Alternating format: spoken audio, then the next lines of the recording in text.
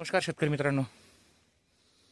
बघा, आमच्या मागे तुम्हाला आत्ताच सूर्याचं तांबडं फुटत असताना दिसत असेल आणि रात्रीचे बारे धरून आम्ही आता दिवसा आमच्या दुसऱ्या कामाला लागू.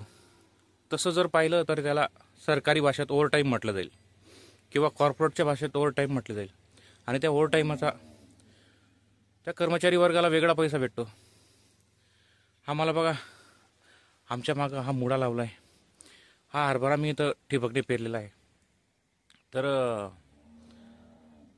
ह्या हरभऱ्याला आणि या गव्हाला रात्र पाडी देऊन आणि सकाळी काम करून जसा ओव्हरटाईम असतो तसा ओव्हरटाईम करून काय भेटणार आहे सांगा तुम्ही? 10,000चा हमी भाव आम्हाला भेटेल का हो? मग मायबाप सरकारला किंवा या सिस्टीमलाही माझं सांगणं आहे, जे काही शहरी लोकांसाठी की ज्यांना आमचा हरभरा महाग वाटतो, आमचा कांदा महाग वाटतो, त्यांनी आमचं जीवनही बघावं.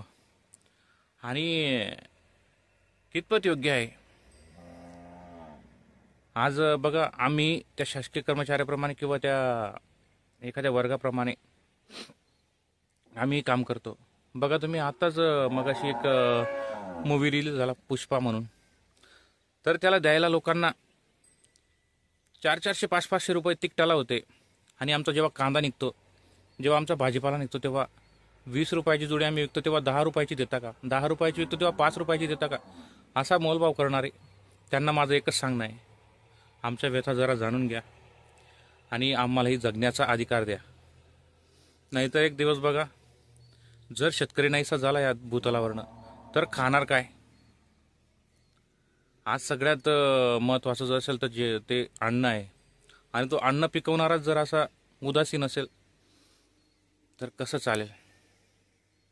बघा, मायबाप सरकारला एवढीच विनंती, जसं तुम्ही इतर वर्गाला भत्ते, OPS असं देतात, तो त्यांचा हक्कही असेल. पण मग स्वामीनाथन आयोग ही संकल्पना काढलीच का? हमीभाव ही संकल्पना काढलीच का? सरळ सरळ सांगावे तर शेतकऱ्यांनी मरून जावे. काय करावं बघा शेतकऱ्याने? रात्रंदिवस काम करून हालापिष्टा करून त्याच्या पिकाला भाव नाही. आज त्याचा कांदा जर निघाला तर तो निर्यात बंदी करण्यात येतो. आज आमच्या घरात कापूस कोणाच्या घरात 70, कोणाच्या घरात 80, कोणाच्या घरात 50, कोणाच्या घरात 60 असा पडलेला असताना मायबाप सरकारला एवढीच विनंती, तुम्ही आयात तरी नका करू. आणि असं आयात करणार असेल तर आम्ही काय करावं? आम्ही कोणाच्या दारी जावं? मायबाप सरकार जरा इम्पोर्ट एक्सपोर्ट आयात निर्यात धोरण तरी आमच्या जीवनावर आधारित राहू द्या.